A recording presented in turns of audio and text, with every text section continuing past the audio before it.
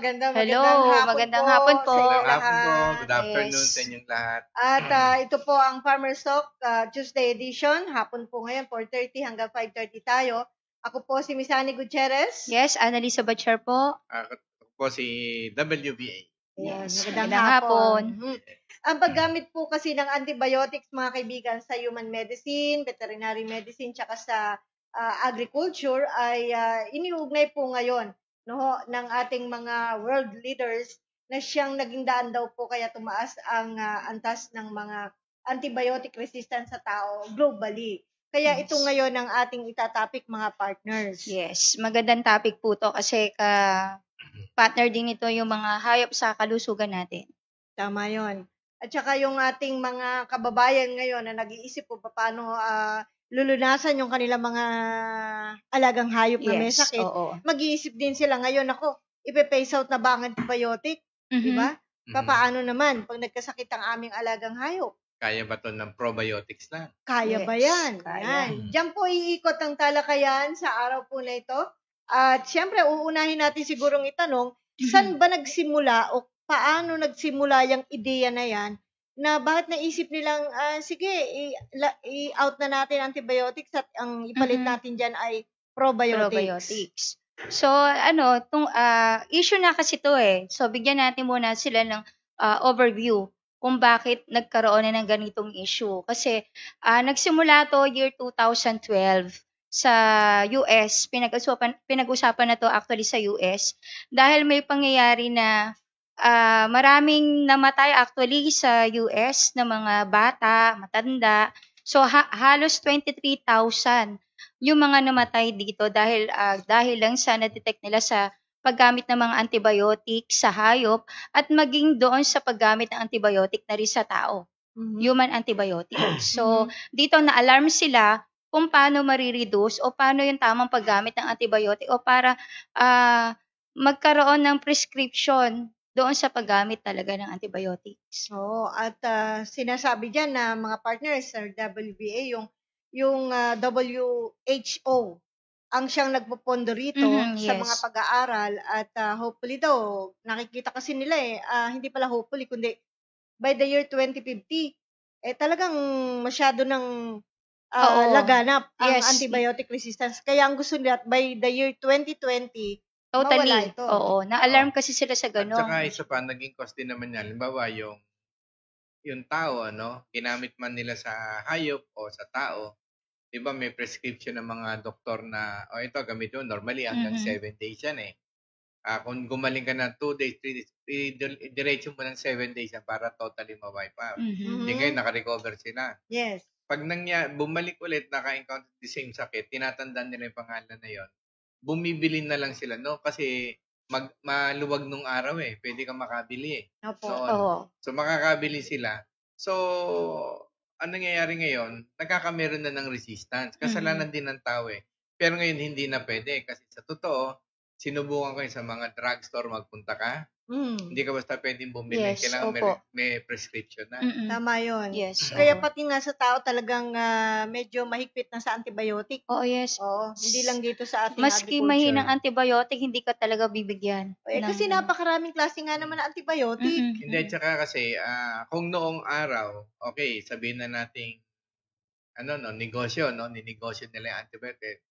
Who cares? Ikaw naman ang bumibili. Good for us kasi bumibili ka. So, the more you buy, the more we make money. Yes. Pero siguro nag-ipit sa. Ibig sabihin, malala na sitwasyon. Na hindi na lang pinaalam sa tao gawa ng, siyempre, kung malaman mo, ako pag nalaman ko, ganun na yung level, magpapanik na ako. Diba? Kaya yung G20 summit, yung mga world leaders na nabibilang doon, pati ang UN na General Assembly, pinag-usapan nila yan na kailangan lahat ng leaders ng bansa magsagawa na kayo ng sarili yung pamamaraan, papaano ma-reduce o ma-stop na totally yan. Ngayon, ang tanong natin mga partners, ano bang ibig sabihin ng antibiotic? Kailan maintindihan natin pare-parehan, pati yung ating mga bagong mag-nenegosyo pa lamang mapapasok sa kabuhayan. Miss Ana, ano ba ang dating sa iyo ng salitang antibiotics? So, antibiotics meaning, marayong, lalo na sa sakit, o halimbawa sa hayop, So, nag-antibiotic tayo kasi maraming bakterya doon sa katawan ng hayop. So, ang unang aids natin yon, yung first aid natin na nilalagyan natin ng antibiotic para ma-suppress yung mga bakterya na andun sa loob ng katawan ng hayop. Okay, Sir WBA? Well, from the word itself, bio means life. Anti against. Anti-bio, anti-life. Anti-life. So, ito namang Wikipedia, malapit-lapit sa sinabi ninyo, no? To destroy life. Yes. Oo. Ang problema lang dyan, mga partners, dahil destroy life, lahat daw pinapatay na. Tira ng tira, sabi ng antibiotic, pag pumasok na sa katawan ng hayop. Paano yun? Explain natin sa kanila. Well, actually, syempre, we are not really in that position to go deeper with this, ano? Talang linya ng mga microbiologists, mga doktor, ano? But then all what we can say is that yung layman's term, the reason why you administer antibiotic is that number one, nakokontrol niya yung pagdami nito. Kasi wala nang gamot eh. Na ano. So to accelerate yung recovery, at least mapigil mo yung pagdami na is malaking factor na sinusuppress mo. So anti-life, maybe nasusuppress nila yung multiplication yan, napapatay nila yung mga bacteria. But then of course, ang dami nating bacteria sa katawan eh. Kaya nga, Good or bad. So, alin kaya doon ang papatayin? well, of course, based on study sa laboratory, nung ginawa yan, yung antibiotic for certain diseases, doon sila nakafocus. But then, kung talagang titingnan mo, ano ba yung ibang mga bacteria na madadamage yan, it will take years. It will really take time. Ang dami natin, millions of bacteria. Bago mo mapag-aral na isang bacteria. But of course, yung time is running out. So, minsan yung mga scientists, pagka naka-recover yung tao o hayop, gagamitin na agad. Ayun. O sa karagdagan kasi in basic terms, antibiotics kung ang tinitreat natin is yung mga diarrhea tungkol sa hayop.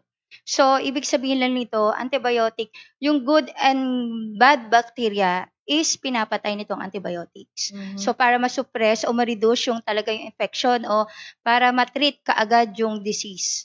Yan po. Well, napapag-usapan yung disease, ano? Sinasabi nga nila, ang dating ng antibiotics noong araw sa kanila is miracle drug daw. Yung parang cure-all. Yeah. Parang ganun ang dating, ano po. At yan ay sangayon na rin po sa inyo nakikita sa ating screen. Ito po ay nagsimula pa nung panahon ng digmaan. Yes. Hanggang sa nakita nila na, ayun na, mukha yatang nagkakaroon na ng ibang development doon sa mga bagong antibiotics na nilikha nila. Yung ngayon lang nila nakikita yung mga side effect. Kasi maraming antibiotics ang nawala na sa market. Tinanggal nila na po ba?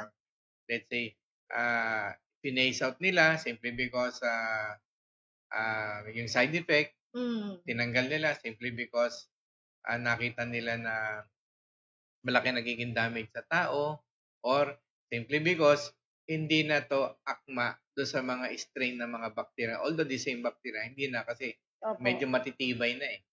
Yung mga resistant na nga eh. So they had to develop another one. Yun. At sinasabi din nila, mga partners, Sir WBA, na 25 years later, yung mga sakit nakita doon sa mga tao, kaya medyo unti-unti silang kumbaga, nagkwentuhan siguro sila, naku, itong ating mga antibiotic na to, naglilikha na pala ng mga strain na ng sakit na hindi na tinatablan. Oo. Diba? Worldwide yan. Yes, oo. So, sa history kasi, sa issue kasi, nabasa din natin doon sa mga expertise na rin, since 2000, nagsimula yan, actually, year 1940s, di ba? Nagsimula na yung mga penicillin kasi yung una talagang antibiotic na discover, nalikha. After that, marami ng antibiotic o manufacturer ang nag-produce ng ganito. So, year 2009, halos 23% sa US ang nag-boom, nag-produce ng marami. So, kumalat na ng kumalat hanggang dito sa Pilipinas yung mga iba-ibang antibiotics. Kaso, yung mga tinatagurian nilang medium at broad spectrum antibiotics, yung mga lumikha na yan, instead of killing the offending bacteria, Mhm. ang gawa nga nila tirahin na natin Oo, lahat to kill yan. all beneficial Oo.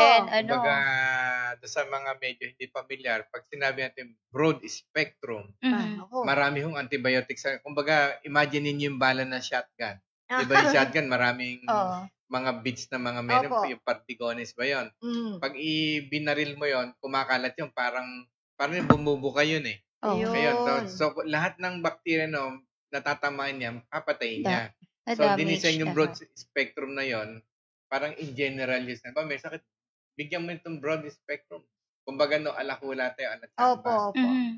So, yun ang delikado nung mga panahon na yun. Dahil nakita nilang naging effective, so gumawa na, naggawaan na ng... Tsaka yung tetracycline na yan, Opo, naging yan. sikat na sikat yan. Nag-boom yan. Siguro, if I'm not mistaken, about mga mga 80s ko para, mga 90s o yung kasagsagan yan. Talagang halos lahat. Yan ang nadidinig kong bukang. Yan lagi ang ginagamit. Nadidinig ko sa mga vet, sa mga feed mills, lahat nadidinig ko. Tsaka itong erythromycin, madalas yan. Bacitracin. Oo. Yan yung usually ginagamit. Streptomycin yun. Penicillin. Makaklasify niyo pa ba yung parang layman's words kung kailan nila naiisip na gamitin to o pag nakita mo halimbawa sa Facebook, ay, di ba may mga taong nagsasariling payo doon sa mga may problema, ay gamitan mo ng ganito yan. Di ba? Noon yun, kasi meron pa nga yung amoxicillin no? Hindi ko alam kung meron pa noon. Meron pa po. Meron pa. May mga pure form na amoxicillin pang mabibili sa pag sa tindahan, makakabili ka niya. Pero ngayon, hindi na. Hindi ka talaga makakabili. Kahit yung mga penicillin, wala ka nang pwedeng mabibili ngayon. Kailangan may prescription ng doktor. And kahit yung mga drugstore na maliliit, na pwede kang kaibigan mo, minsan sinubukan ko nga yan, hindi sila binibigyan ng ng supplier. Ang bigyan lang yung malalaki. Yes. Yung malalaking drugstore na alam nila na tutupad sa kasi maliliit, pwede mong, sige, palabasin na lang natin ganyan. So, yan po ang binigyan namin kayo ng kumbaga pinaka-shortcut na backgrounder, history, tapos ano nangyayari ngayon. So, ang tanong ngayon natin iyan bang pagpe-phase out ng antibiotic magagawa ng solusyon? Ika nga, magiging, ano bang tawag dito? Mangyayari ba yan? Hindi, tsaka sa opinion ni Sir. Tsaka ganito, kayo po mga netizen, ito namang farmer stock na tayo is more of awareness, opinion lang natin to. Opinion lang. Kayo dyan, naniniwala ba kayo na antibiotics out, probiotics in, papalit? So, yun ang pagkakain dyan. Papalitan ng probiotics. Although, sinasabi nila na maglilikha pa rin sila ng iba pang gamot. Yes, pero yan... hindi nakatulad nito. Sinusulog na po yan actually ng BAI. Actually, nung last... sa bansa natin. Last time na umatin tayo ng seminar, yan ang kanilang promote. Hanggat maaari, lalo na dun sa mga commercial feeds or mga feed millers, talagang binaban na nilang mga paggamit ng antibiotic, simula pa lang starter feeds. Dapat hindi na antibiotics sa mga booster na hindi naman kailangan, wag na maglalagay ng mga antibiotics. Ayan. Okay, so ito muna dun sa advantages pala. No? Kailangan malaman natin ano bang advantages ng paggamit ng antibiotics itong ipe-phase out nila. Siyempre, una, iniisip natin yan para magamot ang sakit ng hayop. Yes, tama. Dahil hindi naman maiwasan na hindi maglalagay ng antibiotic, lalo na kung severe cases na. Yan po. Pangalawa, para maiwasan ang pagkakasakit. Yan yun, prevention. So, hindi pa lang, nilalagyan na natin. And then, number 3, para sa shelf life ay ma-extend katulad ng meat, poultry, eggs, and dairy products. Totoo ba yon? At syempre, ikaw, Miss Ana, nutritionist ka naglalagay sa feeds, hindi po ba? Yes. Isa yon sa mga naririnig natin at medyo naka-experience tayo ng ganan. Syempre, nagtrabaho tayo sa feed mills. Una pa lang naglalagay na for preventive. Nilalagay yun ang purpose niya. Yes, kasi doon sa mga expertise na nalaman nila konting dosage lang. Mga 1 kilo per ton, ina-half nila yon kasi nakita nila sa experiment, katulad sa egg production, So, nagbo-boom. Kumbaga, nag-i-increase ang production, mas hindi nagkakasakit ang hayop, lalo na sa mga booster, hindi sila kaagad nagdadiarrhea.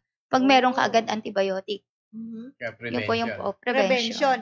Pero yung sinasabi na yan na shelf life na i-extend, saan kaya nakahalo yung antibiotic o yan ba injected? Shelf life kasi may mga antibiotic na powder form eh. Pwede. So, kung inilagay mo yun sa, halimbawa, inihalo mo sa pagkain ng hayop mo, no, maaring maka-extend kasi kung ang bacteria or organism na katapat nung binigay mo antibiotic, so anti-life, ganun din, mamamatay sila or hindi sila makakarami. It could be possible. So, pwede yung mangyari. Pwede mangyari. Kaya lang, makakain nga natin yan. Let's say, halimbawa, katulad sa eggs, sa meat, na-extend mo nga yung shelf life. Kaya na-extend, gawa na may antibiotics o mga bacteria. Ang egg, minsan, kinakain natin ng hilaw yan. Minsan, meron mga sunny side up na half-cooked. Fresh, o yung ganyan. So, kumbaga sa naandun sila, hindi sila nasisira, pupunta sa katawan natin. At kung hindi nailabas ng katawan natin, or yung mga good bacteria natin na damage niya, apektado na yung tao. Tama yun. Diba?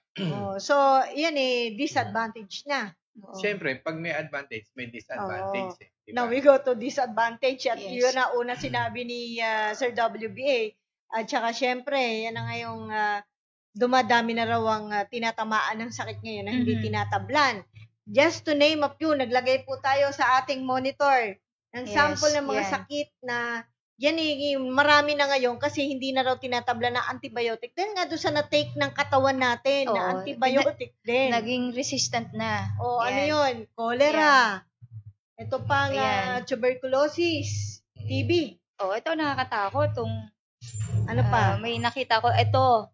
Nakakatakot yung sexual transmission of HIV. Kaya pala, marami tayong mga may sakit na ganyan ngayon. At yan tinutukoy nila na ang dahilan daw dyan yung antibiotic resistance. It could be. Pero may i-share lang ako doon. Doon sa merong ganyan. May HEPA. Yung technology natin in general, nakita namin yan.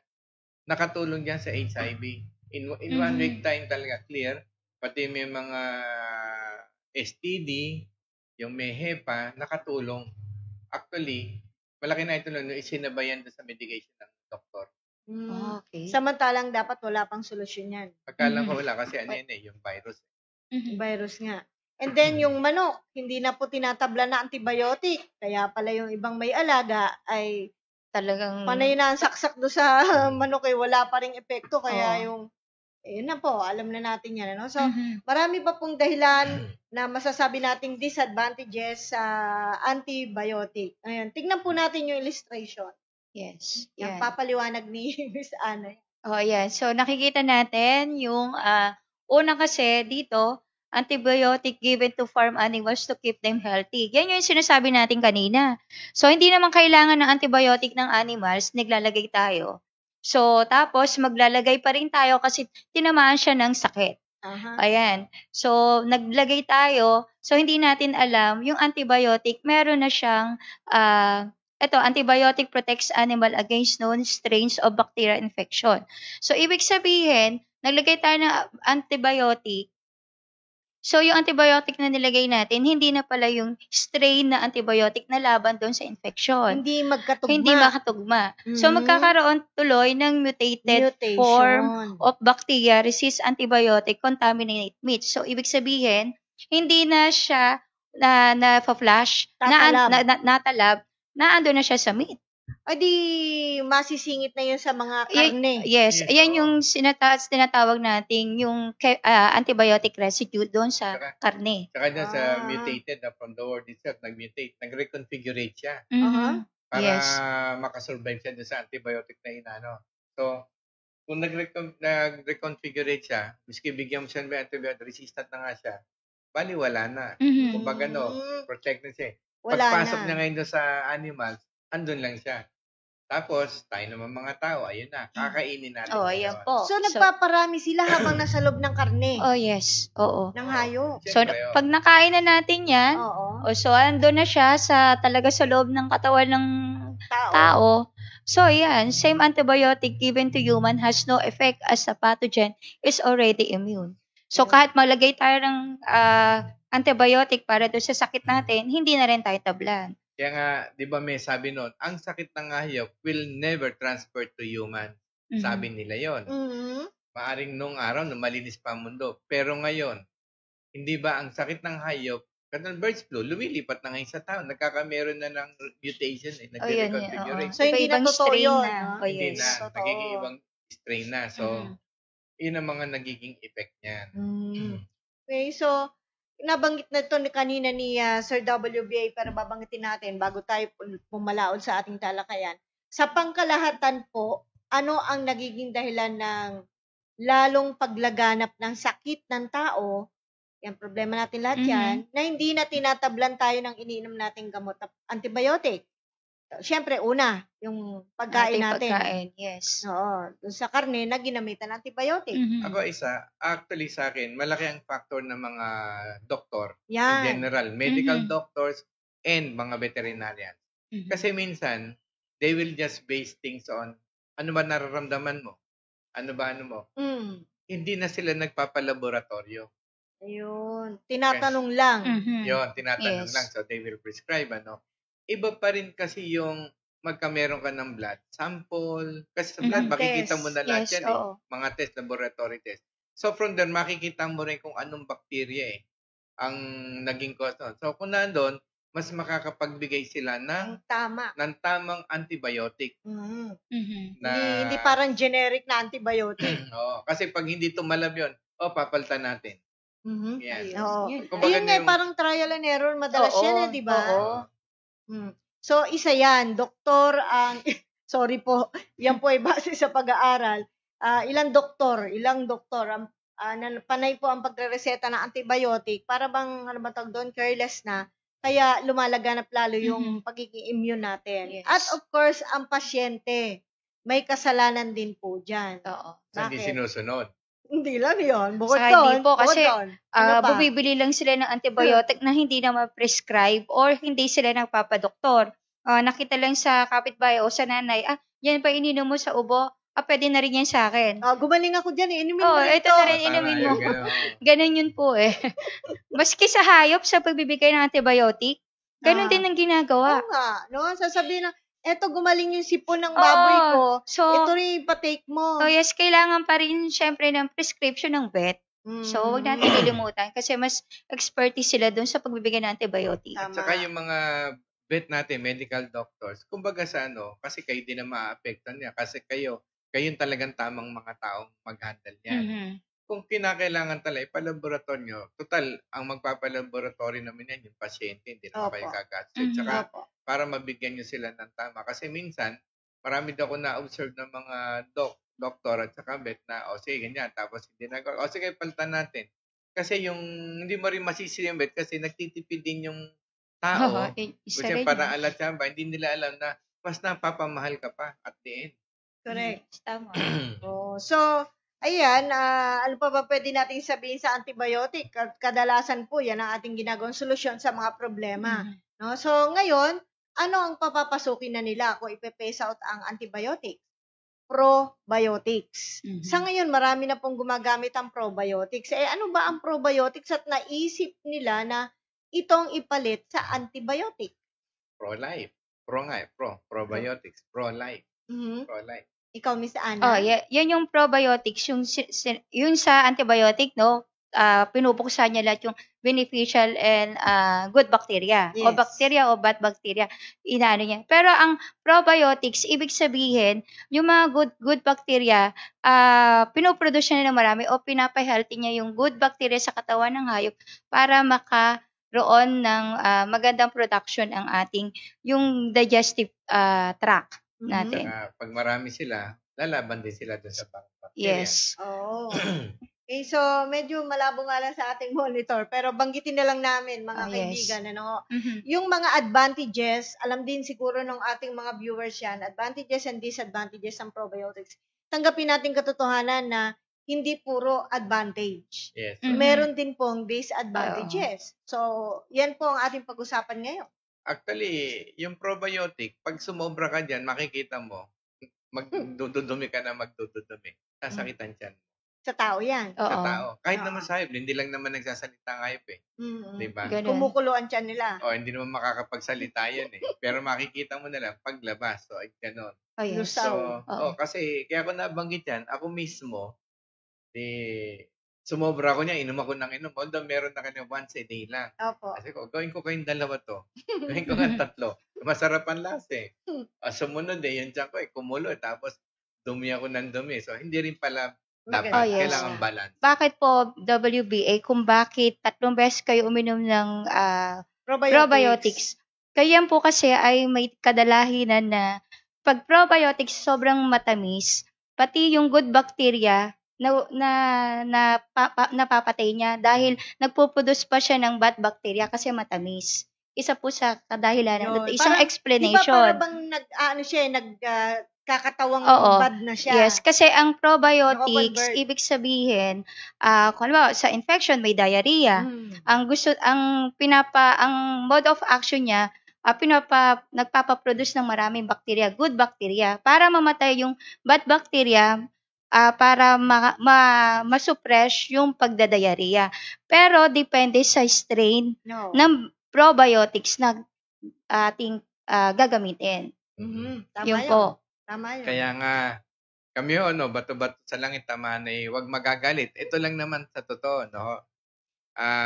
Marami tayong probiotics sa pero Sa market. Sa market. Mm. Sabi nga nila, basta kulay puti, yung amag, good yan. Okay. Hindi ho Mhm. laging totoo yun. Yes, tama po. Dapat to talaga dumaan yan sa mga taong yan ang talagang field nila, yung macro, biologists at saka tong microbacteriologists. Mhm. So, dapat to dumaan yung ganyan. Kasi ako Mhm. sa totoo, may kaibigan ako, medical doctor. Naggawa siya ng mga gulay-gulay na pinaperment niya. Opo. Yung kasing laki ng yung eye drop na ganon, 1,000 binibenta. Bumili ako, sinubukan ko. Yung parang fruit juice, Mm. at veggie juice, extract. Extract. Ayan, Ganyan. ako, uso yan. Ininom ko. Kasi medical doctor siya. Siyempre, pag di ganyan. Napansin ko, yun nga, nangyari sa akin, yun doon ako parang sinikmura, ganyan nga, based on his prescription. Sumobra, After yes. 6 months, tinatawagan ko siya, hindi ko makontak. Then, after 1 year, tinawagan ko, nandun na sa probinsya nila. May sakit, nagkasakit, na bedridden. Opo. Sabi ko, Dok, ano nangyari sa inyo? Ganyan. Tapos sinabihan ko siya, Dok, hindi ako doktor na katulad ninyo. Opo. Pero, medyo dumaan ba sa macro at saka microbiologist o bacteriologist yung ginawa. Hindi na kailangan ganon. Opo. Tapos na in-evaluate siya, naging cause ng sakit niya, iyon mismo. Okay. Yung ginawa niya. So, siguro sobra yung pag-take niya, ganyan. So, na-damage yung katawan niya. Hindi ko alam kung pareho tayo hindi siguro, pero ito naman, ibabahagi po namin sa inyo, nasa circulo to ng agriculture din. Hindi, sa singat ko lang. Pero, sige po. Okay. Sige po. Kaya ako nabanggit kayo bato-bato sa lang itong magagalit. Kasi nga, hindi ba ngayon nagkakaproblema tayo sa Facebook? Ito, aminin na po namin sa inyo. Sige po. Okay. Yes. Para alam niyo We rin will yung listen. totoo. Yes po. Meron nung nang blablak sa amin sa Facebook. Alam niyo sa Facebook, pag nagreklamo kasi ganyan daw, hindi daw informative, nakakasira, ganon. Kaya ayun naman sabihin sa amin ng Facebook kanila. Kasi kami naman, kaya nire-request namin sa Facebook na, this is Facebook Philippines Kaya namin nire-request sa Facebook Philippines kung ano yung reklamo. It doesn't matter kung sino, hindi na namin kailangan. Ano ba ho yung reklamo? Ganyan. Kasi kami, kami live streaming for information. At saka paghapo, sa Sabado naman, tuturo kami na lahat So, i-check nyo rin naman ho, yung ine-air namin dito kung talagang destructive. Ngayon, tapos, i-weigh nyo rin mabuti kasi kung lagi hong ganyan, ano na lang ang magiging image ng Pilipino pag Facebook Philippines? Naku, mga Pilipino yan. Wala yan. Mga corrupt yan. Hindi nyo pagkakatiwala. Kasi tayo na, we will never grow with this kind of yung attitudes. Okay. Kaya, kung kami titigil naman, give up, dahil lang nitong mga tao na to, para bang pagtatawanan nila kami dahil yung advocacy. But, ang hiling lang namin sa Facebook Philippines, Kayo Mhm. mga Pilipino, tayo kami Pilipino. Kami nagpapakahirap dito na libre lang nagbabayad kami sa inyo, ganyan. Mhm. We are spending our own resources para lang makashare sa tao. Kung medyo bumalanse lang tayo. Kasi kung laging ganyan ang gagawin natin, yung mga kayo din ang Facebook Philippines, papangit ang image. Facebook Philippines, ay nako, mga korap yan. Kasi hindi nyo pagkakatan. Pag may nagreklamo dyan, isang tao, 2 tao, ibablock ka agad kayo. So wala na. Sino pang gagamit niyan? Hindi kasi maganda yung pag may nag-report, block ka kagad. Hindi ba? Kumbaga sa spirit Oo. ng fairness and justice, 'di ba? Kailangan mag-imbestiga ka. Magsagawa ka ng mga pagsusuri, pagsasurvey, lahat-lahat na to justify yung act na gagawin Evaluate. mo. Para Oo, hindi ka yung balikan nung binlock mo. Bakit mo ako binlock? Meron ka bang ginawang investigasyon? Napatunayan mo ba? Hindi. Sinabi lang kasi ganito ka eh. Mhm. Mababaw. Tsaka kami dito, kayo rin, taga Facebook Philippines. Kaya kami nagkakamera ng talk na ito, awareness, para kayo din, ma-aware kayo na yung kinakain nyo ganito, anong dapat nyo gawin. Baka makatulong yung binobroadcast namin dito. Kung ganyan na ganyan, oo nga pala, Kaya lang, life and death na kayo.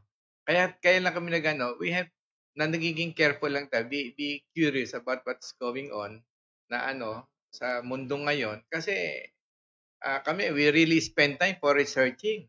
At Yes. saka tapos all of a sudden, pag may nagreklamo bigla kami i-block na gano'n. We cannot boost, we cannot share, Oo. gano'n. We share kasi, kaya nga share kumbaga those people na alam namin na maraming gusto mag-farming pero they don't know where to go. Yes. So kung Start. kung Mm. nag-boost kami, pumunta kami sa organization nila na baka makatulong. But now we know that people who are in this organization, katulad niyan, nasa agriculture, they will not accept us. Mhm. So, we thank you also for suggesting to us yung Facebook boost na lang.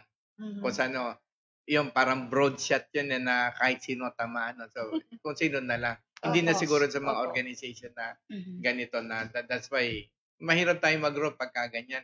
Ayun. So, yun lang. Kaya ko lang nabanggit kasi nga, yung isip ko naghihiwalay. Gawa ng, baka may masagasaan na naman kami. Baka may magalit. So, how can we give the true information to the netizen? Hindi, nililinaw naman po natin dito, Sir WBA, na ito ay opinion ng Yes. Team Atobi, ng Farmer's Talk. Hindi lang po tayo nanghuhula dito Oo. or nagsasalita lang kami na walang katuturan dahil nire-research po natin to. So, i-clear po natin na ito ay galing din sa mga internet na pinababasa natin at sa mga knowledge din na natututunan natin sa labas at dito sa loob. Tsaka yung information sinasabi ko, sa totoo, hindi naman dito lang sa Pilipinas yan. Pag nasa labas ako ng bansa, yung mga, those people, hindi yung ordinary people, the scientist itself. Yan yung mga nakakausap ko ng pagka nagkakamera ng because we talk about technologies, ganyan, mga dinidevelop namin. Tapos, sometimes we develop something, pero alam din namin kung ano mga bad effects noon. But we have to push through. Pero walang magawa, kundi kailangan gawin yun eh. Yes, we have to do it because we are working with a certain with the government na kasi they hired us ganyan na to decide, so we have to give them what we can give them. Okay. So minsan masakit din sa amin yun, but yun ginagawa namin kung paano i-prevent yung negative effect noon or what. Yun. So ayun lang, sana naman maging balance kayo. Balance sa pag-ano. Yeah. Ayan. Kasi po, mga kaibigan, wala na kayong mapapanood ng Farmer's Talk pag talagang lagi kaming gagawa ng ganyan. Opo. No? So, ibig sabihin konsensya na lang ng taong gumagawa yun. Hindi, tsaka before kasi nasa TV, radio tayo. So, we tried this live streaming because we believe on them. Pero kung ganito, ganyan na wala, sino pa pagtitiwalaan mo rito? Diba? I mean, parang no way, kontrolado ka lahat na, hindi, bagay yan. Ito si Kabisi, may pera to, binayaran ako. Block natin to. Ganun ba tayo? Ganun ba tayo? Ganun ba ang Facebook Philippines? So, kami po yung nagtatanong at kami po ay nanghihingi din ng sagot sa inyo kung bakit nangyayari yung ganung sistema. Wala bang paraan para baguhin? Hindi ba yung, kasi sa ngayon, ganun nga po no? Pag naglagay ka doon na information na, ito ba'y nakakano, i-block to. Ganun kagad. Yun din ang gagawin ng isa.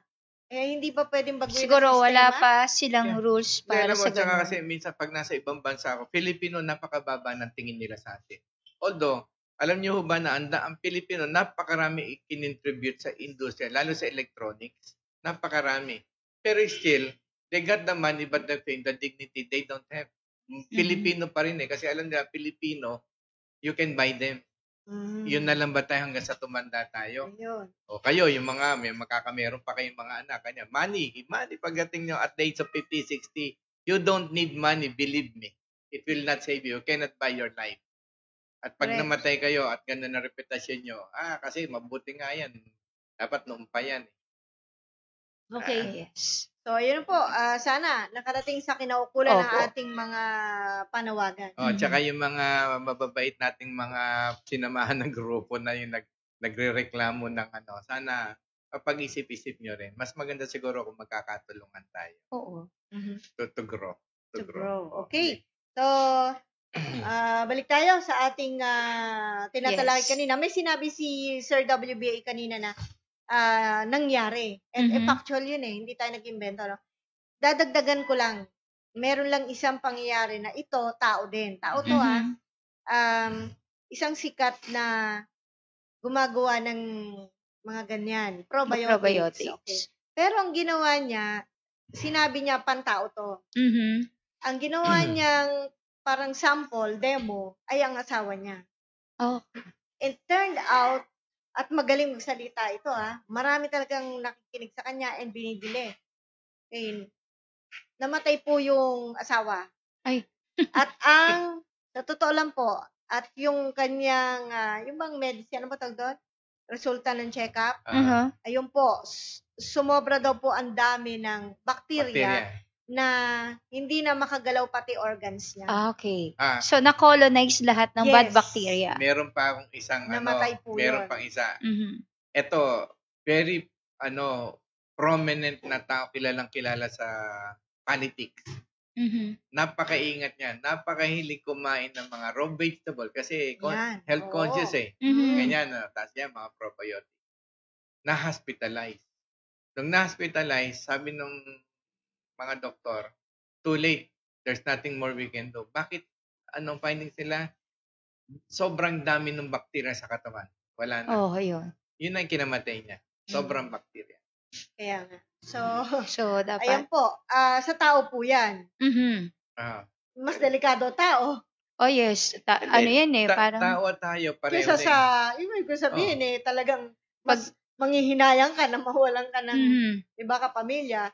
Pero ito, merong antibiotic, may probiotics ngayon na papasok. Pag halimbawa ba dumami sa WBA ang Probiotics. dahil sa probiotics dumami ang bakterya sa katawan ng hayop. Tapos kinain ng tao, 'di ba? Napunta na sa tao ngayon lahat 'yon. Posible ba na maging kasing dami rin nung bakterya na nandoon? Posible rin kasi yung mga bakterya, lalo kung mahilig ka sa matatamis, di pagkain nila yan. Delikado pala tayo. Ito, bigyan kita ng example, kayo po, Okay. listener. Sa gabi huwag kayong mag-toothbrush. Di sa umaga, mabahong hiningan natin, Imbis na mag-toothbrush kayo, kumain kayo ng peanut brittle. Sa gabi. O kaya peanut. Okay. Pero yung, subukan yung peanut at saka yung chicharong baboy. Kinabukasan mapapansin nyo, hindi ganun kabaho yung hiningan nyo. Peanut asin mani. Yes, oo. Ano yung kombinasyon? Ano pang klase mani? Either. Peanuts. O kaya Okay. yung chicharong baboy. Kaya kinabukasan maganda ka, hindi ganun kabaho hiningan nyo. Why? Because of the bacteria. So, beneficial bacteria. Pero, huwag kayong mag-toothbrush, kumain ka ng peanut brittle. Kung naka-post-it ka, siyempre, yung ilalim no, mabaho yan, Pag tanggalin mo sa umaga yun, walang kaamoy-amoy.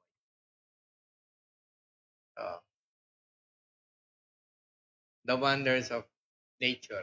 Yes. Diba? Yes. So, to some extent, I believe na probiotics may mga limitation. Wala namang... Yes. Hindi naman natin Tama sinabing bad yan. Oo. Kundi But yun, merong disadvantage, may advantages. Saka yung tamang paggamit.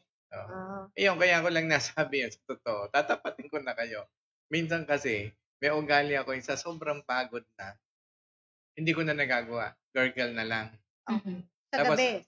May mahilig akong kumain ng peanut at saka yan. Napansin ko ba, bakit ganito? Walang amoy yung bibig ko. Tapos just recently, Ginawa mo ulit. hindi, kumain naman ako kasi nakabili ako ng peanut brittle eh. Siguro 1 o'clock nagising ako, nagugutom. Kumain ako ng peanut brittle. That time, hindi rin ako nakapag-doon sa sobrang pagod dahil layo ng biyahe. Ayun, nung pag-ano ko ng umaga, wala talagang kaamoy-amoy. Ayun. Kaya nag-enjoy na Because of ako, the bacteria. nakatipid pa ako sa Oh, toothpaste. yes. Subukan natin yan para at least So, itong probiotics na sinasabi natin, ipapalit ito. So, ano ibig sabihin nito? Pag may sakit ang hayop, yun ang probiotics ibibigay natin? na lang? Depende eh. Kung Opinion nyo, Miss sa Ana. akin, depende po sa probiotics na gagamitin natin. So, kasi nga, sabi nga kanina, lahat ng probiotics ay may limitasyon. At kung ano yung strain na gagamitin natin para maging probiotics. Kasi nga, pag sobrang fermented ang probiotics, ay hindi rin nakakatulong. Kumbaga, yung iba na gamit, nilalagyan nila ng sugar. Kasi pag sobrang tamis ng probiotics at sobrang fermented, hindi rin kasi namamatay na yung ibang bakterya doon. So, pag in-ingest na ng hayop o ng tao, imbis na magkaroon ng good bacteria, mas maraming bad bacteria ang napoproduce. Kaya minsan, nagkakaroon na rin ng infection o nagkakaroon na rin ng disease ang hayop. O bakit? Yung iba naman, pareho lang. Pero depende nga doon kung ano ba yung strain na ginamit natin.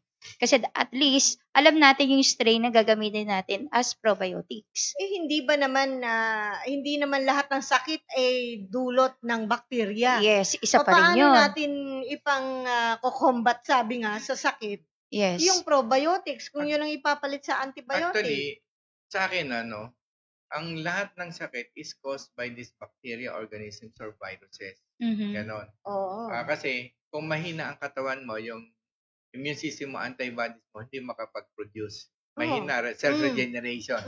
Alam naman natin, self-regeneration, pagka meron ka, mataas agad ang immune system mo kasi automatic nag-increase ang mga antibodies mo. Sila yung nagre-reconfigurate na panlaban ko. Ano ba, ito hapon na mga attackers, magdidibat sila ng counter na pang-hapon. O ito naman yung mga pang-Afghanistan. Hindi, paano kung virus? Ganon din? Well, probiotics din?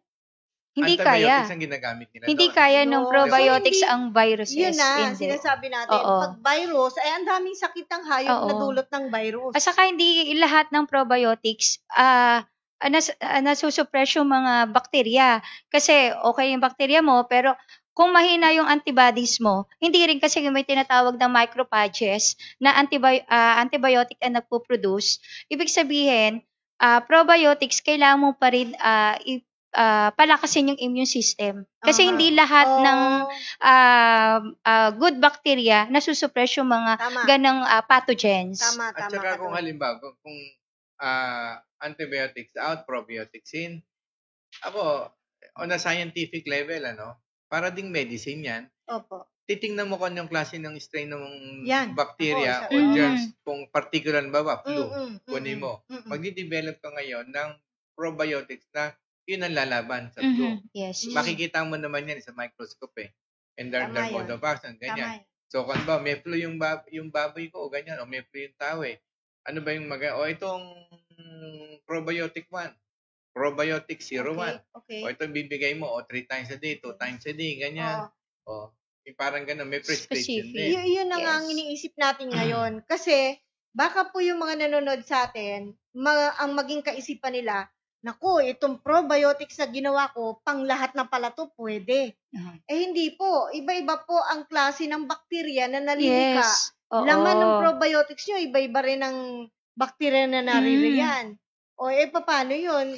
Kung gagamitin mo sa isang sakit ng hayop na hindi naman yun ang kailangan niya. Oh, yes. Lalong mas magkakaroon ng problema.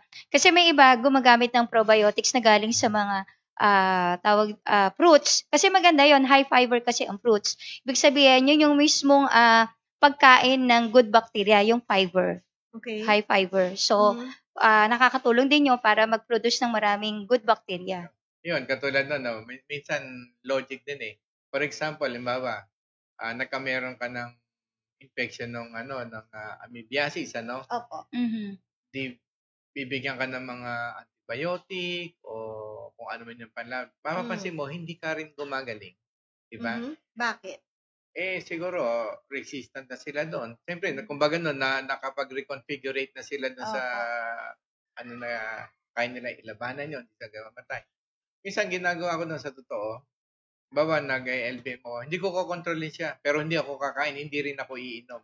Control ako ng, discharge ako ng discharge hanggang maubos sila. Maralaman ko naman kung medyo empty na yung stomach ko eh. Pag empty yung stomach ko, kakain ako na yung yung biscuit. Biscuits, alam mo yung biscuit, yung para lang magkalaman, ano? O yung parang, yung Skyflakes yan. Oo. Yun ang category ng Skyflakes na ganyan. Yun ang kakainin ko kasi ma-absorb niya ibang mga amoeba doon eh. Ma-absorb niya. So, wala kang masyadong tubig sa tiyan mo. Wala na silang kakainin. Wag kang kakain ng matatamis, mamantigas. Wala sila sa panelesen. I-excrete mo na i-excrete niya. No? Pagka medyo saka ka uminom nung yung piniscribe sa'yo ng doktor na gamot. Wag mo na yung probiotic. Ako, I wouldn't suggest. Kasi pwedeng makadami ulit yung bacteria. Yun nga din ang sinasabi, sir, ng ibang mga expert ng ibang bansa sa pag-aaral nila na ang magiging problema daw nila kung papapasukin itong probiotics, baka daw hindi makapag-adjust dun sa dadatnan niya sa loob ng katawan. Tama. So, lalong magkaroon ng damage, hindi solusyon. Hindi, totoo yun. Kasi I have observed a lot of things about bacteria na ganon. Well, in fact, ito, a little bit of our own research doon sa pinanggalingan ko. Opo. Because of this nanotechnology. There were some kasi ibang grupo ng scientists to eh. There are more of mga bacteria, ganyan. Kaya di ba may mga yolkhead na mga bacteria, virus ang lalaki. Opo. So, from there, yung mga bacteria na destructive niya, may kinukuha sila dyan ng birong ang lilit niya, may kinukuha sila ng parang serum dyan. Ikina-counter nila sa sakit. Ayun. Alright. Pero naka-reserve lang yun, hindi nila inaano pa. Because it needs further study. So, sa tingin mo, Sir WBA, opinion lang to, lang. Gaano ka delikado o gaano kaganda, alin man dyan ang gusto yung side, ang magpasok ng probiotics instead ang antibiotics? Ako, kung opinion ko, hindi ko alsin na antibiotic, hindi ko rin i-disregard ang probiotic. Case-to-case basis. Kasi, there are times na hindi kakayanin ng probiotics, kailangan may antibiotics ka. Kung kumbaga, discretion na ng doktor yun eh, ng kung paano niya gagawin. Kasi, sabi nga, when we were at school, the academ, tinuruan tayo doon kung ano yung mga basic. Now, the rest will remain on you, yung logic na yan eh. Na, I'm not a doctor. Pero, because napunta ako sa field I got more interest kasi this is a different field from me. So, I correlate this to my field. Opo. So, nung ko na, at my own, na pag nakakasakit ako yung gumagawa ng paraan para gumaling ako. So, sa akin, dapat teamwork yan. Para din yung dinidiscuss natin, chemical fertilizer and organic fertilizer. Hindi mo pwedeng paghiwalayin ngayon. They have to work as a team. Not unless naibalik mo yung planet Earth, Mother Earth, into yung mga dinosaur stone age na talagang malinis yung mundo. Yon baka pa. Pero sa ngayon, mukhang imposible. Okay. So, gaano ka delikado yung kumakain tayo ngayon? Do you think na talagang marami ng bacteria na galing doon sa hayop? Posible. Diba? Nakain natin kasi. Actually, yung katawan natin, marami tayong bacteria eh. Opo. Sa totoo. Miski anong linis ang luto mo niyan, sa hangin lang maraming bacteria eh. Yung utensils na hinugasan mo, may bacteria. The place that we are using, may bacteria yan. The fact na naka-expose yan sa atmospheric air, habang umiikot yung hangin niya, miski naka-air, sterilize mo niya, may bacteria pa rin yan dyan. Okay. So, halo-halo yan. It is actually our resistance na kung But how about yung sinasabi nila, di ba, kapag ilalabas mo na yung baboy o yung manok, dapat merong period na titigil ka ng magbigay ng antibiotic para daw hindi masalin doon sa taong kakain. Yes. Totoo kaya yun? Na hindi Well, nasasalin sa tao yun? At saka talagang nawawala na? they called it a withdrawal period. Let's Mm-mm. say, I think 1 week or 2 weeks before na i-harvest. Para bang ipa-fasting mo sila, para i-cleanse mo sila, thinking na yung mga antibiotic na kinain nila na nasa maipa-flush. To some extent, yes, it helps na ipa-flush nila yung iba. Pero, based on study, di ba maraming naiiwan, di ba, doon sa mga katanungan. But, that was, before. Pero ngayon, because of the technology that was developed, na naalis niya ngayon, yung, Kaya na. Kaya na. Mhm. We don't need to worry. Kaya nga, di ba dati noon, no antibiotic. Sabi namin, miski mag-antibiotic ka, huwag kang mag-alala. Kasi kung walang antibiotic, mamamatay yung hayop Baka mo. biglang mamatay. Hindi, Oo. talaga sa totoo. Diba? So mag-antibiotic ka, total, nagamit ka naman ng technology, iyan na i-flush yan. Lalabas pa rin organic yung product mo. Actually, Mhm. we call it beyond. Beyond, of course. But we are not Oo. accepted na calling it beyond Kaya nga, organic oo. simply because we did not follow the procedure. For Opo. example, yung soil, you have to wait for 3 years na hindi mo ginaganyan to make it organic. Sa atin, 3 weeks na organic na. Ano bang basis nyo? Bakit no? Pag marami ng worms. Kami 3 weeks lang, ang dami na eh. Ganyan. And then, yan, yung mga, sabi nga, yung ginamit nating seeds na yung seeds natin, do you think meron pa bang organic niyan? Yung iba nga, mga na yan, yung mga GMO na yan. Opo, Mhm. tama Sabi mo na yung hindi GMO. Yung pag yung hangin pumunta diyan yung hangin dala-dala yung GMO na yan pumunta siya. So it's no longer GMO. It's no longer organic. Opo. Di ba?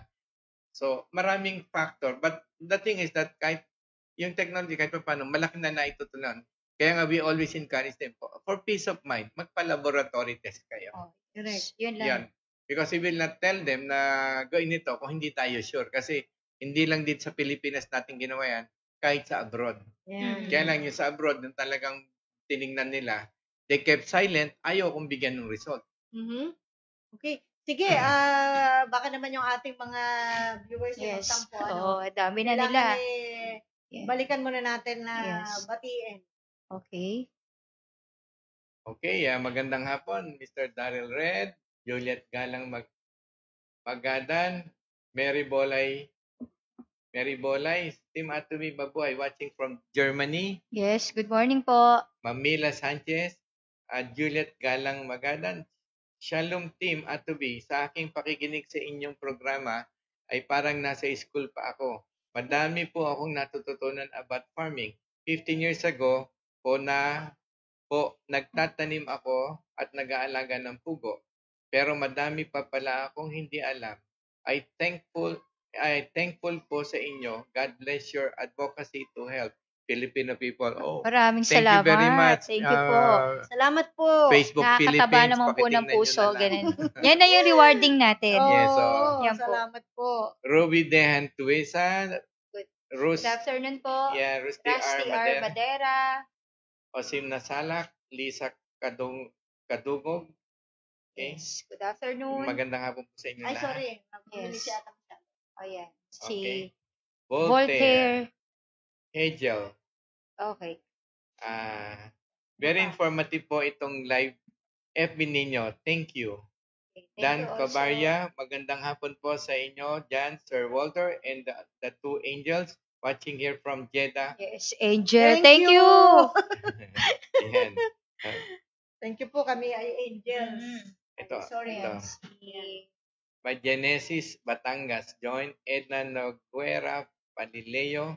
Carlito Camacho. Hello there. Yes, Good afternoon. Good afternoon. Timatubi watching from Afghanistan. Wow. Alden Adayo Gonzaga. Hello, sir, ma'am. Feli Rigos. Eliazar Saturno. Mary Bolay Og. Binay. Malaking issue ang antibiotic sa Germany. Yes. Tama ang research ng Team Atobi. Thank you very much. Thank you. so much. Thank you Opo. po. And, Divina Kahinding Apostol dito sa Hong Kong, mapa Chinese man o Pilipino, nagkakaroon ng cancer. May kinalaman kaya yung mga karning kinakain? Yes. Yes. Si Joel ba yun? Sa pagkain, Palatan. marami. good. Yes. Joel Palatan, good Tsaka si afternoon. Joel. Okay. Okay, wala na? Wala na. Salamat po Okay, ng thank marami. you. Salamat po ng marami. May itatanong sana ako, no? Gaano ba talaga ka-effective yung antibiotics, especially yung penicillin and tetracycline sa animal feeds? Iyan, nilalagay yan sa mga starter stages. Kung sa meron. premix. Mhm. Kasi sinusuppress niya na yung lalo na yung diarrhea. Tapos yung pagsipon, depende po kung ano yung nilalagay nila.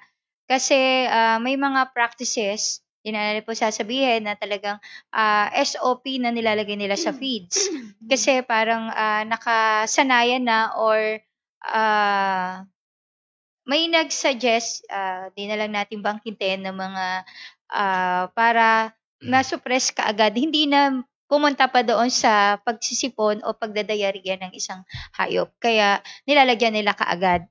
Pero sa ngayon, alam ko, ban na po yan sa atin, lalo na dito sa Pilipinas. Yes, I know. Yung penicillin is very effective yan. Mhm. Na-observe yan. Sa tao man, sa hayop. Opo. I just don't know the reason bakit nila binan. Ni-replace nila ng iba yan eh.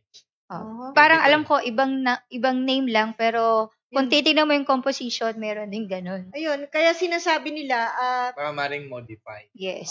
is it likely that there would be a black market later on daw? We don't know kung meron tao na gumagawa niya ng they know how to make it Mhm. na pwede magkameron ng ganun. Pero kung mga pharmaceutical at alam nilang bawal, maaaring hindi na nila gawin yan. Kasi alam nila siguro kung ano naging side effect niyan. Yes. But a long time ago, yung penicillin, very much used yan eh. Bata pa ako noon, naririnig ko na yan. Mhm. Yan.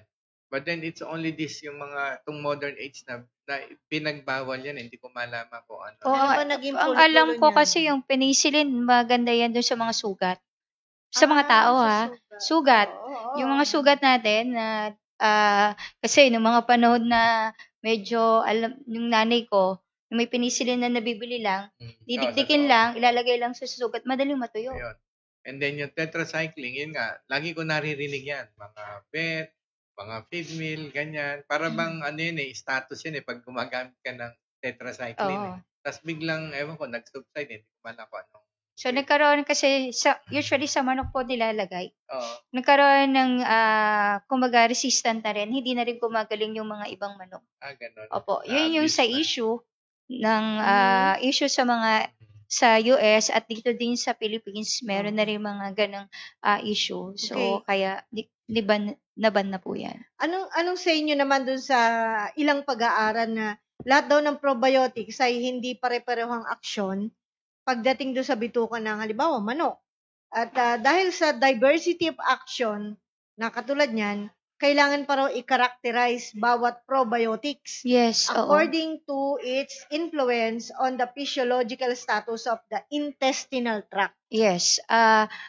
Dapat nga yung sinabi natin kanina na kailangan yung gagawin nating probiotics, yung may kanya-kanyang strain na tinatawag na lactobacilli, bifido bacterius, at saka yung yes.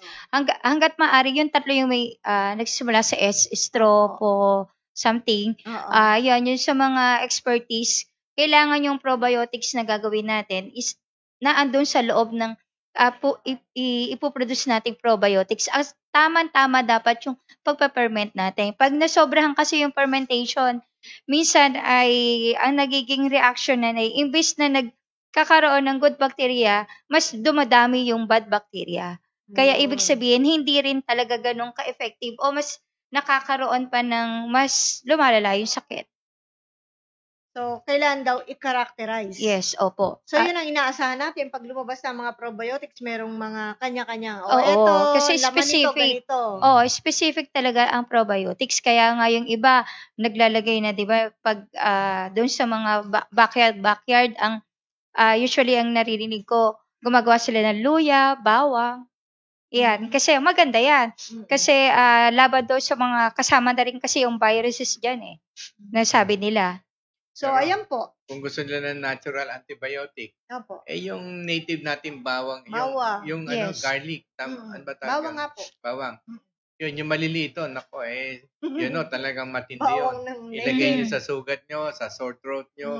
I remember one time, pag may sore throat kayo, yung tamang probiotic na ipatak nyo sa lalamunan nyo. Ano lang, mga within 30 minutes, yung sore throat nyo galing.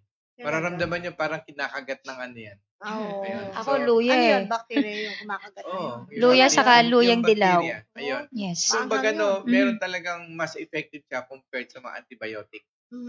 Kaya nga case-to-case basis. Ayan. Tapos yung sibuyas, di ba?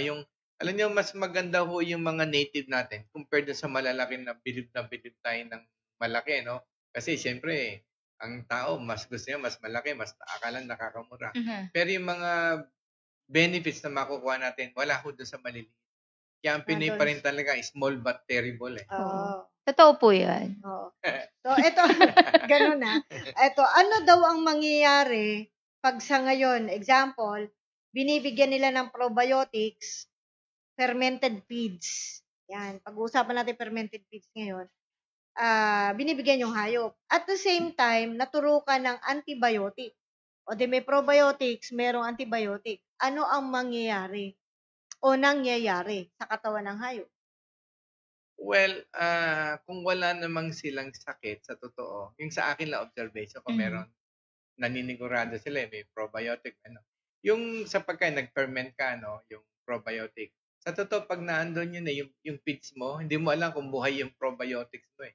Sa dami ng bacteria pwede mag-develop. So, maaring ako on my side, maaring kung meron man probiotic, napakalit negligible compared to the bad one na nag-ferment ka sa feeds mo. Kasi sa feeds, ang dami dyan mga bacteria. Halo-halo yan. All sorts na andyan na yun. Ngayon, sa katawan ng hayop, meron kang antibiotic. But the antibiotic that you administer to them is only prevention. Very small amount. So, kung wala namang sakit, saka kung naitanggal yun na, mas nalilesen pa yun. Okay. I cannot see any effect. But, siguro, yung hayop ninyo, makikita mo na kung magkakasakit, siyempre may prevention. So, hindi naman basta-basta tatamaan. Kaya lang, gumastos lang, tinamaan yung bulsa. Yun nga, itutuloy natin dun sa klase na marami tayong sistema na fermented ang mga ginagawa natin doon sa pakain, lalo sa baboy, Sir WBA. Ano po yun? Mas nakakatulong ba ang fermented na feeds sa digestion at sa utilization? Medyo yun natin. Ako sa akin, there is a big farm na gumagamit siya ng fermented protein. It's a very big farm using fermented protein. But then, later on, napansin ko, bumalik na lang siya sa feed. So, ibig sabihin, siguro, baka hindi ganun parang hindi maganda ang performance. Maring nagpe-perform, but hindi ganun ka-significant. Kasi, ako kasi, logic, tulad sabi nga, what you eat is what you are. Yung mass density, iba pa rin yung kinain mo yung melaman compared sa liquid. Kahit ikaw, subukan mong mag-ferment ng yung kinakain mong agahan, iinumin mo na lang. Or, yung yung vegetable, di ba yung matatanda, ginujuice nila kasi may hinaan. Opo. Subukan mo i-take yun. Compared dun sa kainin mo, the same na solid. Yes, iba pa rin. Sa akin naman, depende sa pagpa-ferment mo, kung ano yung ginagamit mo, at saka yun yung feeds na gagamitin mo. Kasi nga, ang pagkain ng good bacteria is fiber. Tapos nag-ferment ka ng feeds, dapat yung feeds na gagamitin mo, high fiber. So baka kung ano lang yan, hindi naman masyado natutunaw ng katawan ng hayop, so may effect din yun. Tapos lalagyan mo ng antibiotic. Pinatay mo yung bacteria, tapos ilalagay mo kasi nag-probiotics ka. So, ang logic doon. Ayun nga, sabi ni WBA na kung kailangan lang, maglagay ka ng antibiotic. Kasi nga, ba't ka naglagay ng antibiotic tapos nagpo-probiotics ka? Pinatay mo na nga yung good bacteria, lahat, di ba? Tapos maglalagay ka ng probiotics. Kumbaga, all throughout sa pag-alaga mo, probiotics yan, di ba? Fermented ka ng feeds. Tapos, biglang nagkasakit yung hayop, sinaksakan mo ng antibiotic. Ano na nangyari? Diba?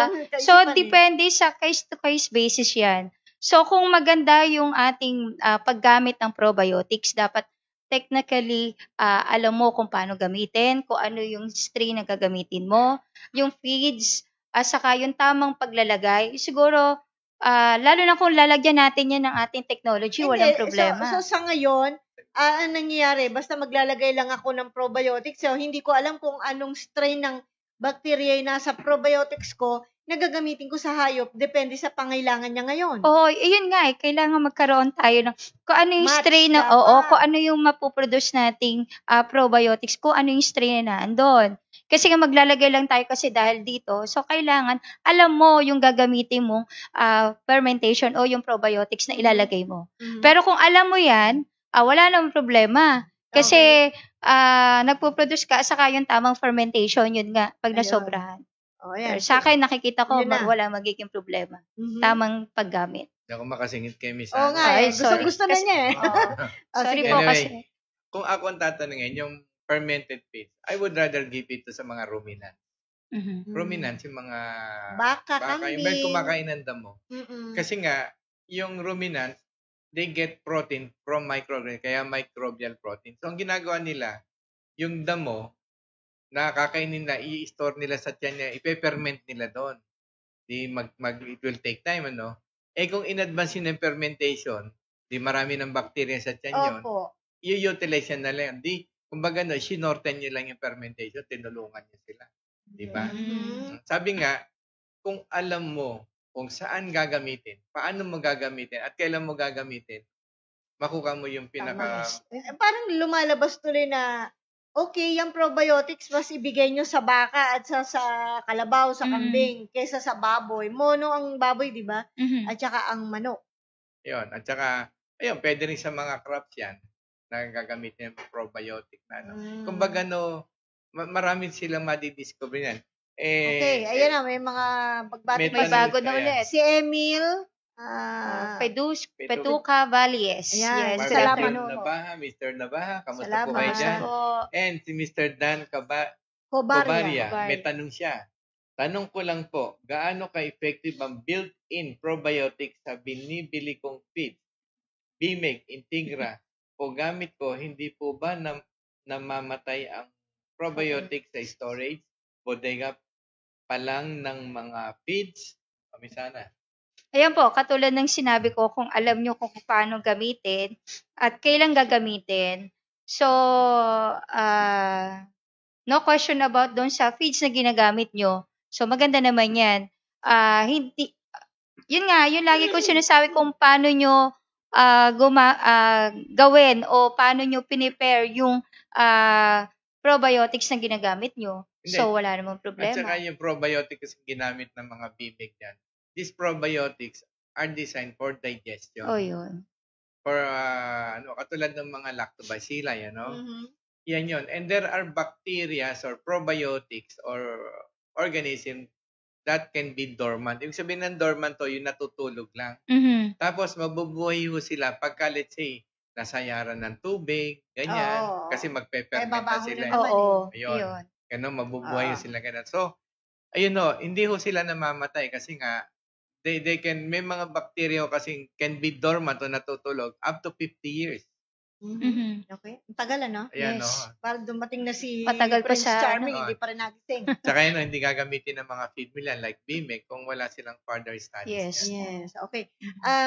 Muli nating balikan yung sinasabi ko kanina na utilization at saka yung digestion. Diba? Probiotics is more often than not kino-compare sa technology. Mhm. So, ang technology ba natin nakakatulong sa digestion at utilization?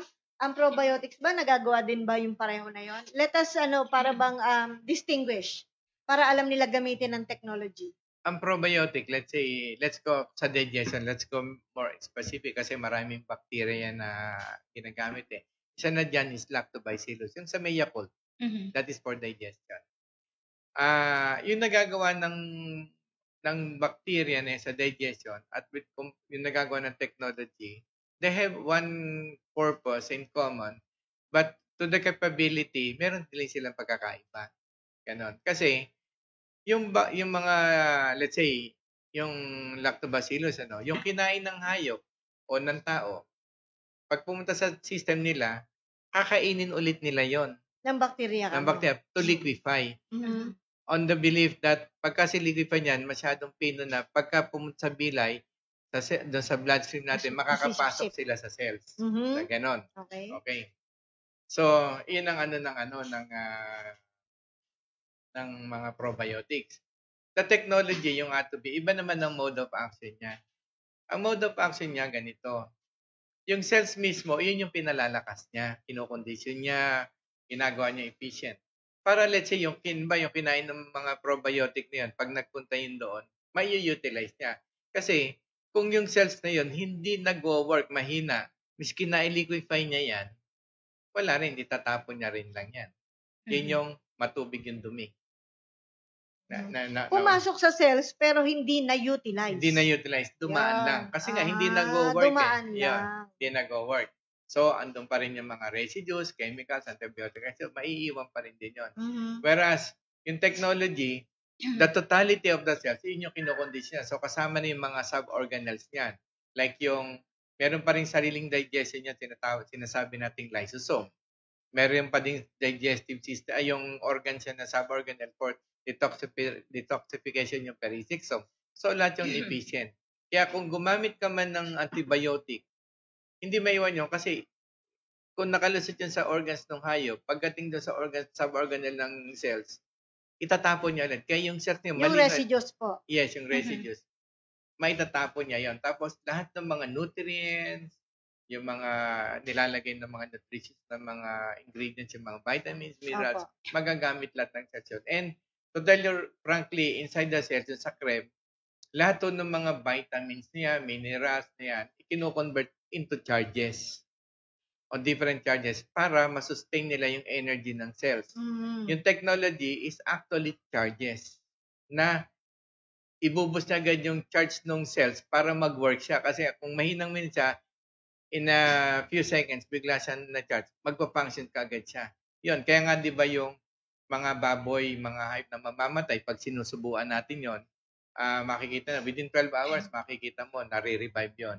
It is not only ATOB, but ibig sabihin nun, magaling yung vet at magaling yung gamot na binigay niya kasi napayot na. Tapos yung may na-utilize yung na-utilize lahat.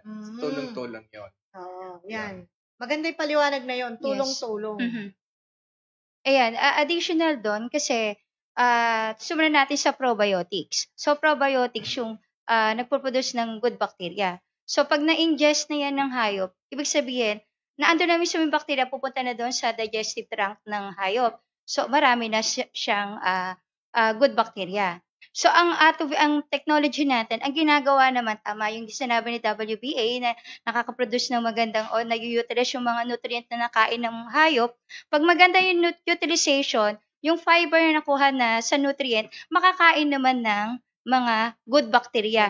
So, ibig sabihin na mas napapalakas yung bacteria na para mag-produce palalo. So, probiotics technology, mas magandang pagsamahin kasi nagtutulong yung dalawa. Paano ba nagmo-multiply ang mga bakterya sa loob? Maraming silang meron diyan may eggs. Meron din parang mitosis process, yung nagse-separate. Yes. Ayun. Marami paraan pala, no? Yes. Para sila'y dumami. Katulad ng sinabi ko, pag sustain yung pagbibigay natin ng nutrient doon sa mga good bacteria katulad ng fiber, mas mabilis sila mag-multiply. Pero pag hindi natin yung kahit marami tayong good bacteria sa katawan, kinakain ng good bacteria mismo yung vilay ng digestive system.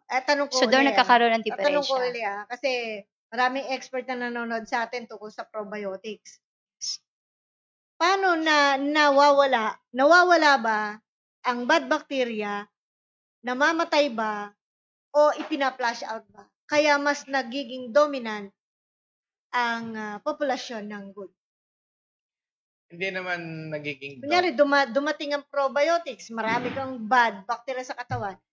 'Di ba? Para daw ma-maintain yung flora. Microflora, balancing of pH. Magkasindami ba sila o mas uhos ng ilang points? Siyempre, kung halimbawa marami kang bad bacteria, yung sabi natin layman's ulit, pagka sobra yung probiotic mo, sigurado mag-LBM ka niyan. Sasakit yung tiyan mo. Pagka lumakas ka, gumanda pa ka na, ibig sabihin, tamang-tama lang yung balance mo ng good and bad.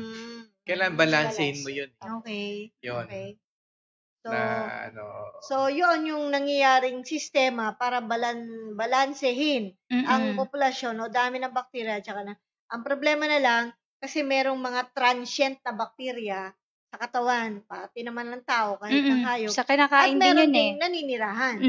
So ngayon, kung mag-introduce ka ng probiotics na galing halimbawa sa liquid na ito na binigay sa hayop, alin doon yung sila ba yung maituturing na parang naninirahan na probiotics o transient lamang? Actually, kahit anong bacteria, virus, or pumasok sa katawan ng tao, ang job talaga ng immune system is to produce antibodies na corresponding to that. Ayun. Kumbaga, pag may pumasok doon na parang bisita, maglilikha siya kagad ng pang-counter doon. Pang-counter. Makakalaban to, makakalaban. Ayun. So, tumatanggap ng signal yun, di ba? Oh, yes. May kinalaman din yung enzymatic action. Yeah. Kasi may mga mahirap i-explain kasi medyo technical tayo. So, kailangan may specific nga dapat yung mga probiotics na ini-introduce natin. So, ang panawagan na lang natin siguro sa mga otoridad sa buong mundo, yes, ika-classify nila yung probiotics na gagamitin ng tao para sa hayop, para hindi basta dito sa Pilipinas mahilig kasi sa mga kasi halatsamba. Lika-lika. Yun nga po So, sabi niya, uy, panahon na ng probiotics ngayon.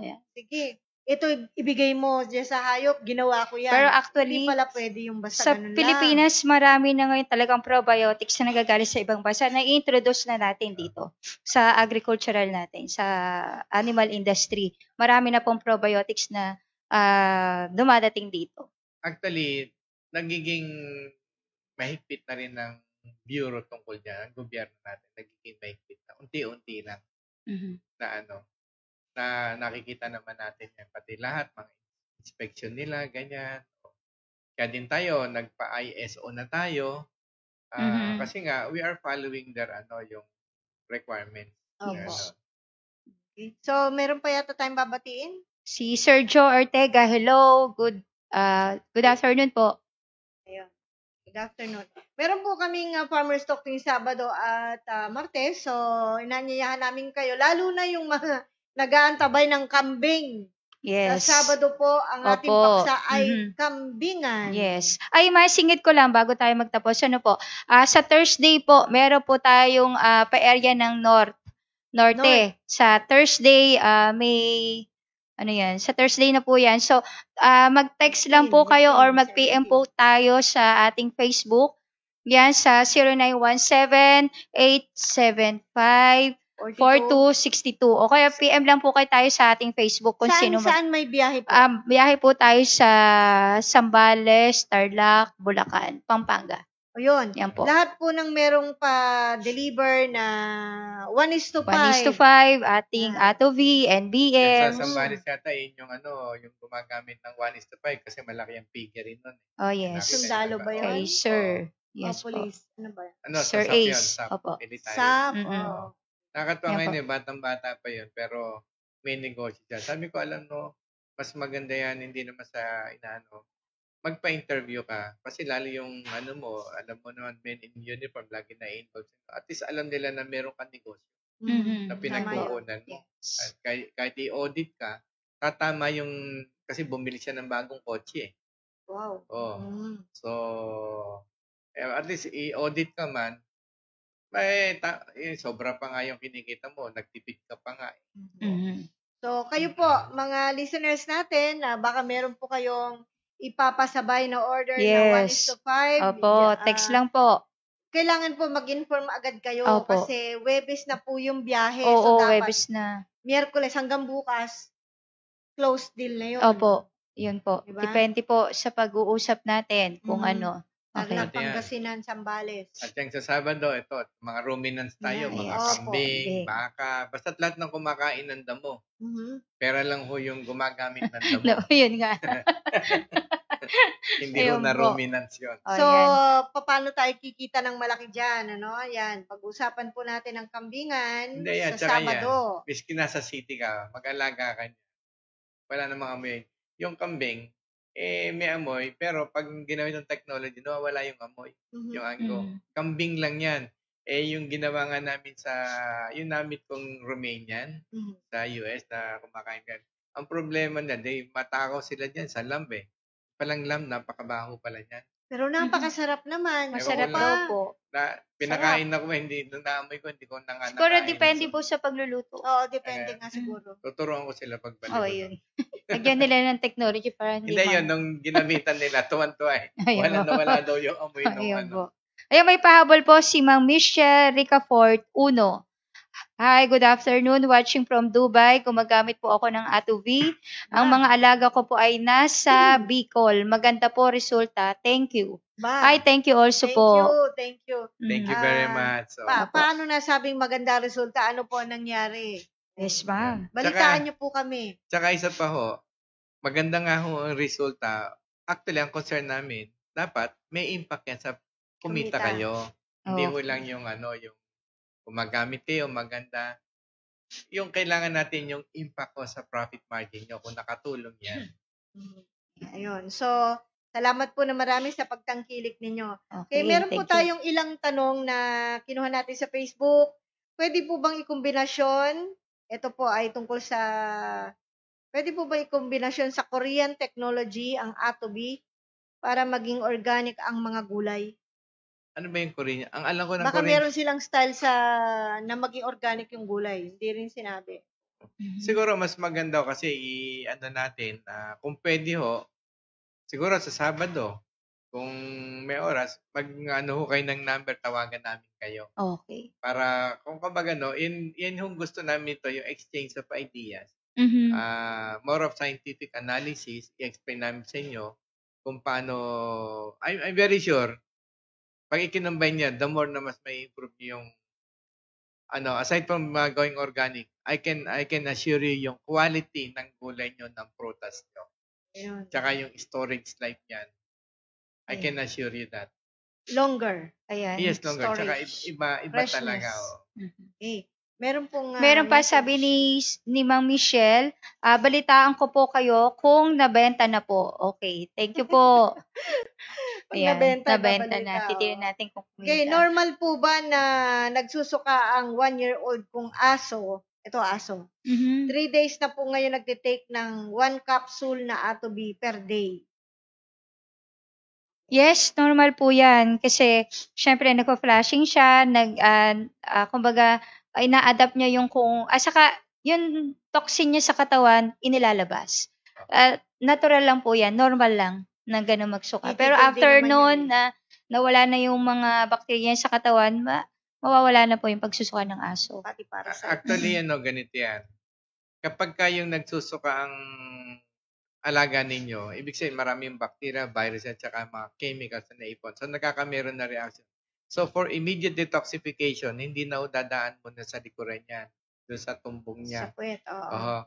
Doon dadaan sa bibig niya yung talagang suka para immediate, tsaka mas maraming mailabas. Yan. Tsaka habang tuwing magto-throw out to yan, hindi nyo nga lang nakakausap yan, pero makikita nyo, mas sumisik na siya. Mas gumagang kasi pakiramdam. Oo, totoo yan. Naranasan naman natin yan, di ba, sa ating mga alagang aso. Pagkatapos nun, masigla na. Oo. Tsaka hindi naman magtatagal yan. Oo. Kagandahan niyan, pati parasites nawawala. O, ito pa po, paano ko malalaman na premium ang feeds? Gaya ng sinasabi nyo. Puro po premium na ngayon na nakasulat sa sako. Wala, parang na, Oo nga. diba? Ganito ma'am yan, tingnan nyo yung label. Yung label nung kung ano yung Hindi kasi, maputol kita. Kasi siguro nabalitaan nila na nare-recommenda ng Atobi company. Yung premium. Hindi, ako opinion ko ganito. Yung anything na nakasulat sa sako, anything na clinic claim nila, actually, you cannot be sure na totoo lahat yan. Not unless, sabi nga, based on trust. yung trust. Kasi alam niyo naman ng tao by nature talaga namang minsan ayaw man nila napipilit na kasi nakulangan na ingredients ganyan. So they have Opo. to maintain their integrity. Na ganun, para lang may maibigay sa tsaka yung price consciousness yun na mamahal ganyan. They know what to give you, they know what to give they know what to do how to do the best feeds. Kaya lang yung price consciousness. Kaya nag-a-adjust sila doon sa kaya nyo. Kaya minsan minsan nakalagay yung gano'n. Siyempre, negosyo, kailangan nilang kumita rin to maintain everything. Opo. Minsan, hindi nyo rin masisi. Sabi nga, not unless yung trust. Yun nga, Ayun. credibility. Subukan nila, di ba? Miss Saka Ana? hayop naman ng magsasabi nan Oo. kung lumalaki yung Ako, sinasabi ko, hayop. mag-experiment sila. O, Experiment, itong brand na to, oo. itong kalahati, itong brand na to, ito. O, di pag nakita nyo maganda yung Maganda, performance isa, oo. doon na kayo mag-stick. Usually naman minsan na yung mas maganda feeds, yung mumurahin, makikita mo yung effect. Kasi may meron tayo na encounter na ganun. Mas maganda pa pala itong mumurahin kaysa doon sa premium. So, doon tayo mag-stick. Kung doon hayop nga po makakapagsalita, makakapagpaano. Basta ingat na lang kasi Yes. ngayon mataas ang feeds Kaya nga doon natin dinevelop yung nano-based mix Opo. to fill up yung mga kakulangan. At saka yung 1:5 para highly nutritious na yung feeds mo and yet habang nagdagdag ka, bumaba pa yung presyo ng half the price. Yun, maganda. Yun Nakamura. Yun yung reason Kami kung nung- bakit natin dinevelop yung 1:5, nano-based mix. Kasi as we go along and observe the farmers, nakikita natin yung problema. So, doon tayo nagko-concentrate kung ano yung maitutulong natin sa kanila para wag mamatay ang industriya at wag silang mawala ng hanap. Ayun. Okay, basahin pa po natin ito. Yes, si Maria May. Pagpako Indaya. Yung isa ba ay okay, babalitaan daw. Okay, meron pa po isang tanong dito. Kung hindi kumakain ng ibang biik, ang ilang biik, ibig ba sabihin may sakit? Ano yun? Gumamit ng atobi or Wala hindi? po, ganun lang ang tanong niya. Sa akin ganito, common sense Siguro lang. bago lang to. Okay. Halimbawa, ganito. Kung hindi ho kumakain yung bake nyo at nanghihina, di sigurado may problema yan. Okay? Pero kung naka-technology ho, hindi kumakain, masisigla naman, tulog ng tulog, wala hong problema yan. Ayun. Na ano. Pumanatag kayo. Ayun, kasi nga, sabi nga, kapag nakuha na ng animals yung nutritional requirements ng katawan, hindi gutumin yan. Tulog ng tulog yan para lumaki. Bumilis yung paglaki niya. Okay. Last na po ito na question na hawak ko. Paano pag wala ng mabiling antibiotic, itataas ba namin ang dosage ng atobi? Ito, user to. Actually, ang ginagawa po namin dyan, bawa, nagkasakit, prevention, ba ganito. Nagkasakit, napansin nyo may sakit. Anuhin nyo kaagad, per kilo ng feeds, 2 kutsara.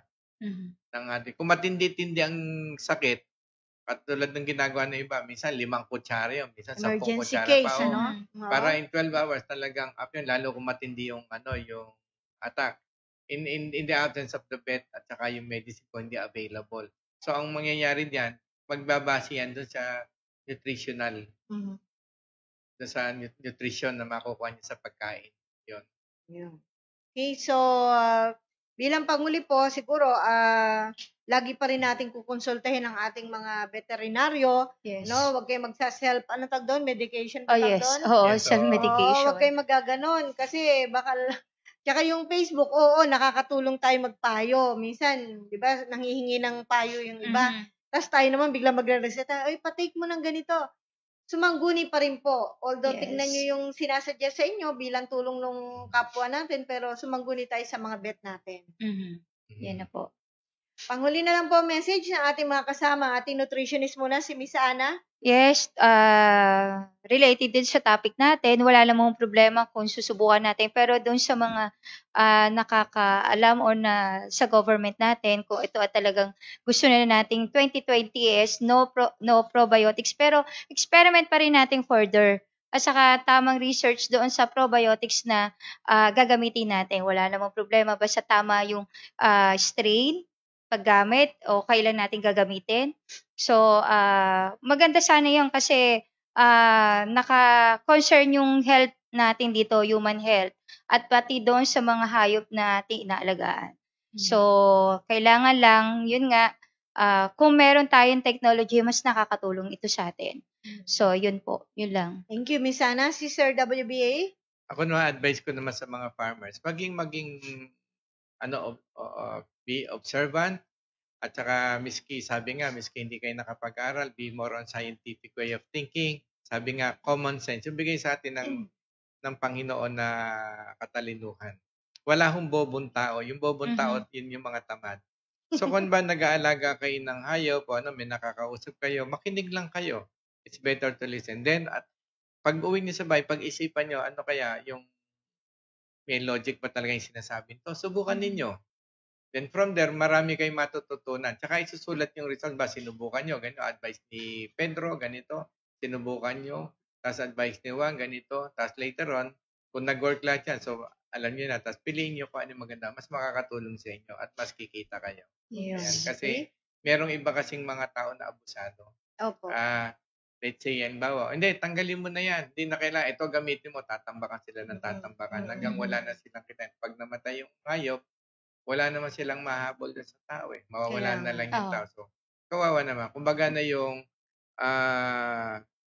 malasakit din natin doon sa mga farmers na tulungan talaga natin sila. Kasi pag nawala ko yan, miski tayo nutritionist, ano pa yung course ninyo kung wala na ring farmers? Tama po. Nagkanda-ubos na yan. Diba? At saka doon sa mga partners, yung mga gumagamit ng probiotics na ngayon, lagyan nyo po ng A2B, samahan nyo po ng A2B ang probiotics natin na ginagamit para mas lalong dumami ang mga bakterya na ginagamit nyo, mas lalong maging malakas ang mga bakterya na to, mabilis silang magpadami. Yes. Ayan. Mas lalong makatulong. So, tulungan lang po yan. Mga kaibigan, sa Sabado ha, imbitahan namin kayo, kambingan po. Kambingan no? Para pagkain. Tungkol po sa mga pag-alaga ng kambing, para tayo kumita, yan po ang ating pag-usapan. Sa Sabado, 8 to 10 in the morning. Opo. Paalam na ho kami. Maraming salamat po sa inyong pagsubaybay. Tandaan po natin na we will continue to educate, share, and